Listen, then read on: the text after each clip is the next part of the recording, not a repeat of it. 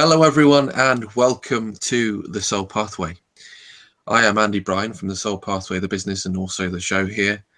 And within this show, I always have the delight and privilege to interview spiritual individuals and change makers from around the world to uncover their success, so to speak.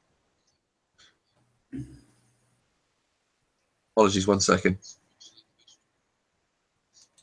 Having a bit of an echo there, so because it was playing in the background. So yeah, I've people's stories because there's that people can share within their stories. It always helps people really to connect with the deeper essence of who they are, and so that we can understand them much more on a deeper level. So within the show, I share people's hero or heroine's journey stories, and today I'm here with Miguel to share his hero's journey story. And I had a pleasure to, well, it's the beginning of March, and I had the pleasure to actually get hold of his book as well, Stepping Stones in the Mist. Before we get started and jumping into your hero's journey story though, Miguel, tell us a bit more about yourself and what you do. Okay, hello Andy. Yeah, nice to be here. A bit about myself and what I do. Well, what I do seems to sort of shift and change quite organically, so I'm never quite sure what I'm doing next. But what a snapshot, really, what I'm doing at the moment.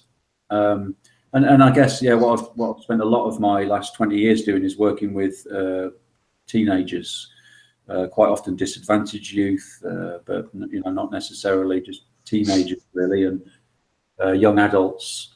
It's the line of work that I kind of fell into really, and it's something that I really love, and I think that young people are the future. And the way I see it, with my finger, the pulse that my finger is on, we've got a bit of a crisis with our young people. There's an epidemic of mental health issues, and there's all sorts of challenges that they face growing up in this current climate. So I work to empower young people essentially. Sometimes that's through projects or community type projects. Sometimes that's through one-to-one sessions with them, working in a coaching, mentoring capacity. I speak in schools and colleges to young people, do sort of motivational talks. And and at the same time, a kind of another level really is working with the staff sometimes that work with young people. So I sort of deliver training courses and workshops, largely around the art of coaching disadvantaged youth. So that's kind of my youthy stuff that I'm up to. And then I also work with adults on a one-to-one basis, and I'm very happy to turn up and speak anywhere where I'm invited. Really, it's one of my favourite things. Speaking, there's such a sort of amazing sort of. Well, I guess essentially I just receive so much through the speaking, through the sharing and stuff, and the audiences seem to quite like it as well. So it's a bit of a win-win there. So yeah, I guess that's kind of the headlines. There's probably loads of other stuff that I've forgotten, but that's probably enough for now. Yeah.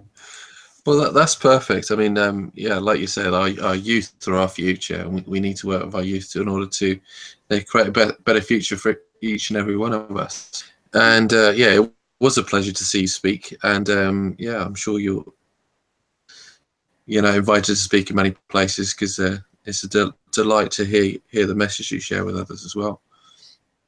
Thank you. Your actual story now, and what's led you to where you are today? Because as I said, there's always a starting point. There's always an origin of where we birth ourselves into the person we are today. And I would say it's not easy, and we all have those deeper, darker challenges. Ourselves off in that original world, that place of pain and discomfort. That can mean many different things for us. But if I was to ask you, began in terms of doing the work you're doing today, and what was that place of pain for you? Well, the sound was broke up just a little bit there, Andy. So put it in a nutshell again for me, please, that question. So tell me more about your original world and what started your adventure in terms of you were that deeper core level, that but that place of pain. Yeah, place of pain. Yeah. Well, so I guess starting at the beginning, a little bit before I've reached my first birthday, my mom died of cancer, and obviously that sort of turned the world upside down for my dad and my brothers and sisters and me. But I was just a very small baby, so I don't have any sort of mental memories of what happened and so on. But then I was looked after by my auntie and uncle for a little while my dad went to work and did what he needed to, and I was loved and looked cared for by my auntie. And then after about another year, my dad remarried, and so I was taken from my auntie and reunited with my brothers and sisters, and the family were kind of all together again with a new stepmom. But she, after a couple of years, she fell pregnant with her own child, and once she sort of had her own child, myself and my brothers and sisters were treated quite differently. So there was this kind of I guess the pain, the initial wound for me was around losing the if you like, the divine feminine, the embodiment of love. And I kind of like lost my mother 3 times, if you like, that symbol of the feminine and of care. I lost her 3 times before I was 5 years old. So that was my original place of pain, and my stepmom struggled to cope with all my brothers and sisters, and she just struggled, and that she expressed that in anger and violence, and so she was quite a scary person to be around a lot of the time. So yeah, there was always this sort of background sense of anxiety and fear all the way through my childhood, really, all the way till I left home, pretty much. So that was kind of like my initial wound of that you're not lovable, you're not worthy, and then with that being reinforced by the way that I was treated, and and what as young people we interpret the external environment and internalize that. So that was my beginning. That was my beginning, yeah. Which, yeah, that's probably enough. I'll shut up now. Excellent. Well, if there's anybody tuning in to us live, apologies for the internet connection, because we're having a bit of trouble with the internet this evening, which is always a problem when you go live, isn't it? That you hit these roadblocks, just like on your journey, really. So, like you said, the divine feminine, that around you, and not, well, in your case, not having that nurture, and especially within those first, or so how do you feel that shaped you as you were growing up then through that time? Yeah, it's a good question. Well, I mean, essentially it shaped me in that, I believed it shaped me into a little tree. It's kind of like a plant or a tree. If a tree's grown in the ideal conditions, it's big and blossoming and strong and resilient. But I wasn't like that. I was quite fragile and pretty insecure and pretty low self-esteem, and I think the deep self-limiting belief, if you like, that I interpreted was, you're not worthy, Miguel. You're not worthy of love. And so once I had some freedom away from, once I left home, my external circumstances, the environment, the conditions, the places that I sort of took myself to were places that actually mirrored back to me that sense of you're worthless and you'll never amount to anything, and all those kind of like feelings that were, running the show in the background, kind of thing. Yeah. And I guess if I just say, I mean, I don't know if this is jumping forward a wee bit, but you know what? I have a really strong sense that, But what happened in those, especially in the first 5 years, it really kind of primed me. It primed me and was kind of honing me and just making sure that I really was clear on what my mission and what my purpose here on earth was all about. And and it's kind of to be given something, my mother, and then to be given my auntie, and then to be given the love of my stepmom, and then have them taken away. It's like, such probably the most precious thing, for a little child to have that, and then whoosh, it's gone. What better way to prime somebody to go in search of that and to be, for the journey to be, okay, I've tasted that, but it's gone. How do I reconnect with that, and how do I find it? So I spent a lot of my time looking externally for that, I guess in the form of woman, different relationships, and looking to get that I hadn't had a full quota of, if you like, as a child, trying to get it externally. And it took me quite a while to actually realize that, this is about the inner journey and your own feminine within you, and that becoming your own mother and your own soft, kind to yourself sort of person. Yeah,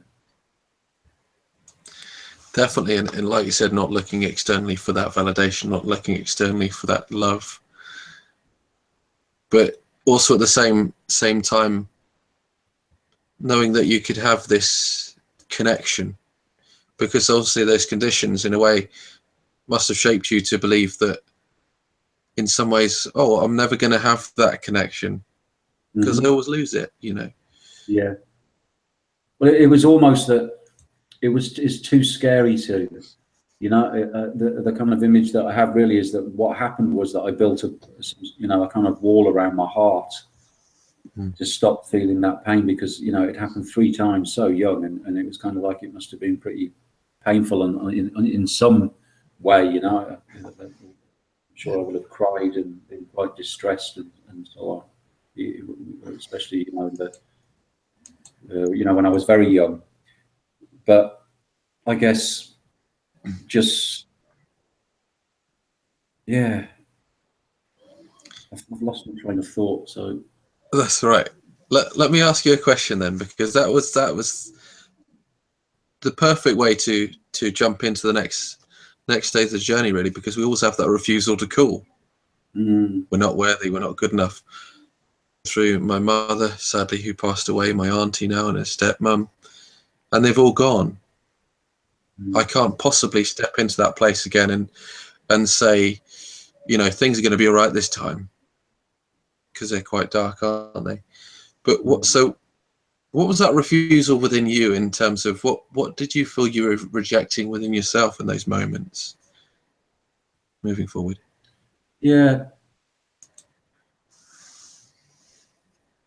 it is something to do with, it's kind of like back to worthiness, really, and just, if I open my heart and if I trust,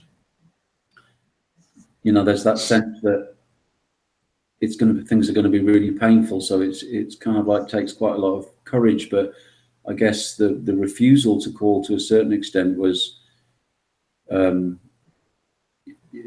fell into quite a sort of shadowy world, and I ended up sort of taking quite a lot of drugs and so on. And when I look back, I can see that was about numbing and almost like a stopper in the emotional bottle, like, to stop it erupting and stop me feeling all that emotional pain. But it's interesting, because it wasn't really, I wasn't aware of it at all. Probably not until my early 20s, really, when my late 20s. But what started to happen was that I started to get so ill from self-abuse and self-neglect and so on, that, I began to realize that I needed to do something different. But I'd been in that world for so long that I knew what I didn't want, but I didn't know what the options were for something positive or something different. And I didn't quite know what the tools were, or I didn't know what the problem was. There was just this anger, Inner calling. Yeah, you know, all this not very nice kind of person just began to show his face a lot more, and you know, it was like there was pressure building inside me, you know, and it's funny because you know, when I'm working with young people, it seems that we need to have a certain amount of life experience, and we need to be allowed to get lost and get ourselves in a, you know, the getting lost and the pain is part of, was very much for me, was the trigger, you know, to actually a journey of ascent and a journey back up again from the depths that I'd sort of like plummeted. But I think we try and, you know, it's it's like we haven't got enough points of reference from life experience, you know, to actually begin to get a handle on what's going on and you know, what you need to do. Yeah, I don't know if that makes sense. No, it does make sense to me. I think we need to get lost in order to be found, or in order to find ourselves, you know. And that deep, darker pain is, you know, that's the numbingness of society. And whether we do that through drugs, whether we do it through alcohol, whether we do that through television, whether we do that through whatever stimulus we feel like is going to numb us, you know, or even disconnect us from the outside world that's supposedly going to be serving us and supporting us. And then we realize that it's not really providing the needs deep down that we truly desire and we truly want within ourselves. Yeah. At that time, they're going through all of that stuff. There were people in your life there was someone in your life that was giving you that inspiration, motivation to say, look, I know you're going through some stuff, and I know it's dark, but I want you to know, you know, there will always be someone there for you. Who was that person for you, if there was someone in your life?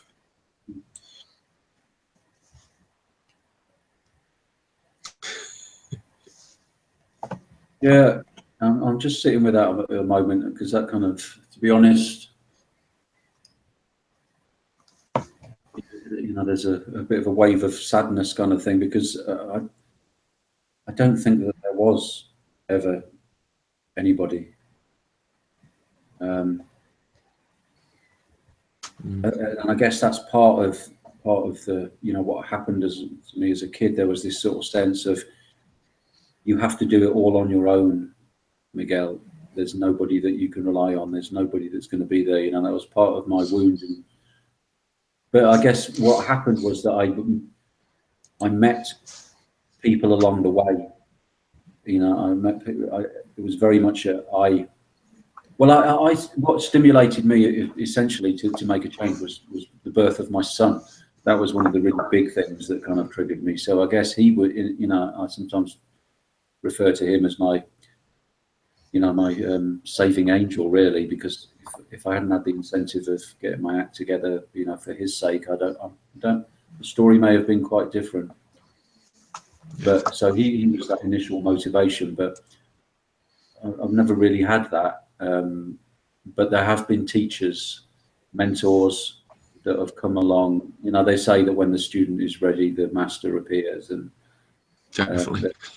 yeah, there have been 3 particular sort of men in my life that have really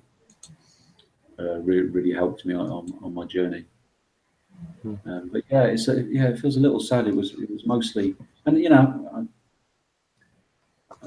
I guess to a certain extent, you know, probably totally, you know, I'm responsible for that. So it's an interesting question, because so perhaps there was a bit of me that was still, you know, manifesting my wound kind of thing by not even considering that there could be somebody else. Because the whole thing is, you see, that somebody else, you know, so I grew up with big trust issues. So it was like, I can't trust anybody else. I have to do this on my own, because it's scarier to trust somebody because they might leave as well, sort of thing. You know, I guess that was what was going on. So, yeah, well, it certainly developed my resilience and perseverance and confidence in myself. Definitely, and I find when we're in those stages, maybe we're in still part of that refusal, and you know, refusing the call to adventure and not really embracing that we have, you know. Mm. And so obviously going through that darkness, do you feel like you were being guided to change yourself? Well, yeah, I guess I do in a way. I mean, excuse the plug for for my book, but the title of the book is Stepping Stones in the Mist, and that's the metaphor for, if you like, the guidance, which as clear as I can sort of put the guidance is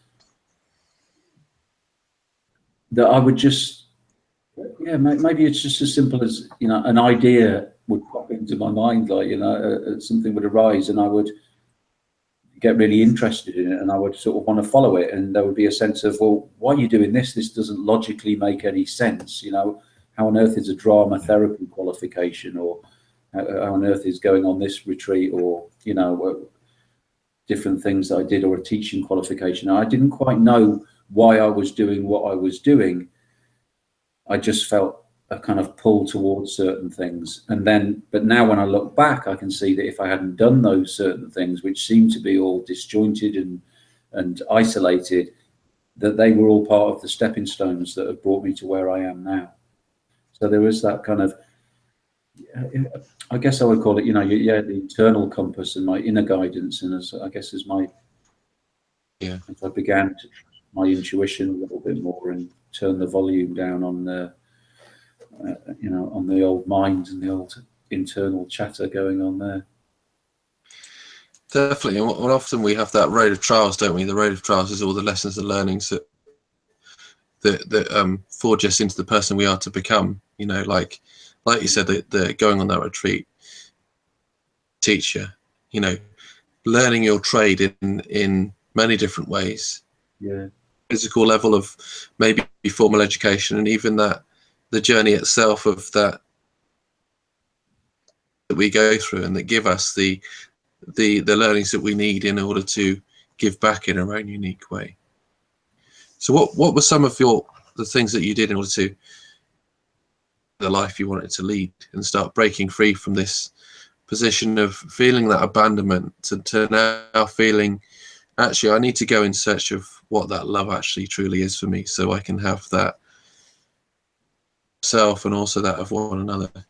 Well, yeah, I mean, I think it'd be a good idea just to sort of make clear at this point that it's very much a work in progress.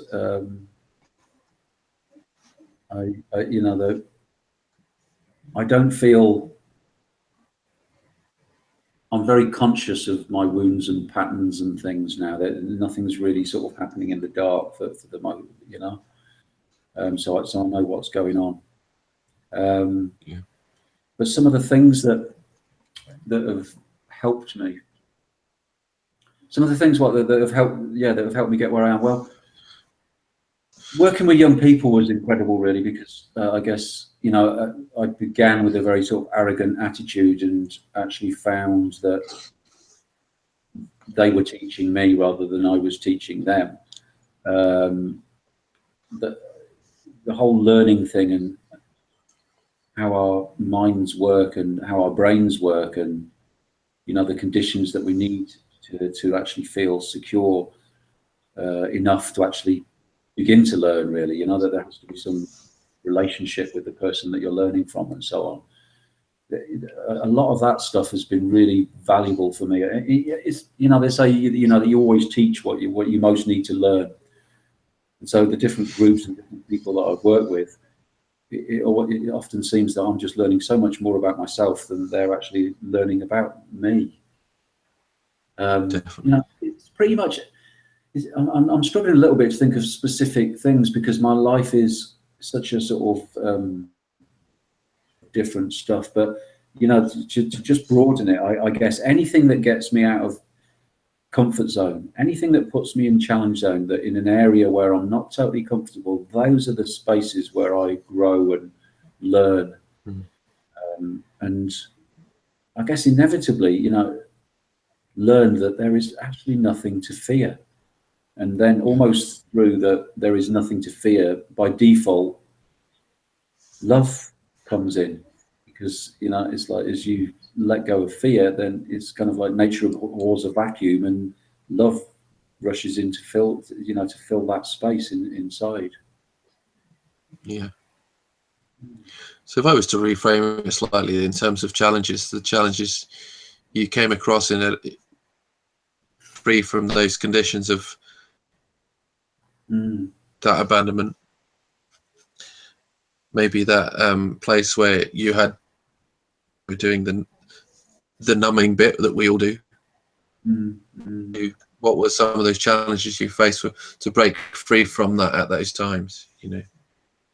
Well, yeah, I mean, because I was sort of like lived no fixed abode for 7 years. When I moved into a house, I got really ill, and that was a massive challenge. Illness has been a little bit of a recurring theme, I guess. Well, there have been 2 big patches of quite sort of where I was really ill, and that first one was purely about it wasn't purely about the self-neglect, because when I actually began first talking to a counsellor for the first time about what had happened to me as a kid, my whole body, almost like the next day, was covered from head to toe in a red, really sore, itchy sort of like rash. So I know that as I began to talk about stuff, there was the wounds and the damage I'd done to myself in the short term through drugs and fighting and all the rest of it. But it began to release and allow the emotions to surface that I think that had been trapped and stored in my body, that I couldn't, deal with or express before. So illness has been a great challenge, and relationship has been quite a challenge to me in the past. If you like, the relationship is my ultimate challenge, because although it manifests in all sorts of different ways, there is a strong element of me that has always wanted to just like keep safe. And okay to have a relationship, but don't give yourself fully, don't allow her in fully, and that invariably leads to different issues and different stuff going on in the relationship. So definitely, relationship is a big challenge. Yeah, I had a conversation about this with someone the other day. Once you step back and come from that place of fear within yourself, like we all do it, at times. I've done it and do it. Not so much nowadays, I find that, but just you can see yourself in that position, like that abandonment from me, because I've completely letting go and opening up, if that makes sense. It's an interesting balance, isn't it? So yeah, absolutely. Yeah, it seems to me that if you like, my early experiences and my life journey, and maybe it is for everybody, I don't know, but I love that saying that says, the greatest journey that you will ever make is the few hands breadth from your head back home to your heart. And and that seems to be very true for me, to be, my heart is my feeling center, and to feel everything fully and have the courage to feel it all. And because if my experience is, if I don't allow myself to feel the grief or the pain or the sadness or the concern about what I see or around me or whatever, if I don't allow myself to feel that fully, then I can't. By the same token, I can't feel the love and the beauty and the sacredness and the what a miracle life is. You have to kind of like, you can't have a wall around your heart that just stops the fear. It also stops the love. There isn't a clever, intricate one-way valve system that allows you to feel love fully, but blocks out all the unpleasant stuff. It's like in for a penny, in for a pound. You need to go the whole hog and dive into the whole experience of what it is to be alive, or you live a half alive kind of life, which I seem to see an awful lot of going on around. Yeah. Definitely, no, I completely agree in it, and that's what I think. That's where the shadow lies, anyway. Deep within that place, you know, because if we sit in that place of shadow, then we can't fully embrace the light. But yet we need to embrace the shadow in order to bring the light out of it and out of that darkness, you know. And I remember a great story you shared about where do you look. You always look in the places of light. You don't look. And I absolutely love that story. I'm a bit worried about the internet connection this evening, because I don't know if it seems to be cutting out quite a lot when I'm listening to you, and I don't know if you feel the same with me. So yeah, it is cutting out a little bit, Andy. Yeah. So what I'd like to do, if you're interested, is to re-record this at some point, and because I'm just a bit worried, and you know, I'm sorry for the listeners who are tuning in. See, when you get that disjointed story, it's so hard to bring it together when you only get the parts of it, don't you? You know. Yeah. And I'm trying to it's a bit like, get your story out in an amazing way. So it's perhaps a bit like sort of it's a bit like dot to dot or something, isn't it? You know, you've got so many of the words, but then it's like, you know, the listeners will just have to fill in the blanks themselves. I don't know, you've got an amazing story, and I wanted to give it the best exposure it can do. And you know, sadly I haven't been able to do that because of the internet connection. And I know you've shared some amazing stuff this evening anyway, so I do appreciate it. Let me, for the moment. So thank you all for tuning in, for those of you who have done so far.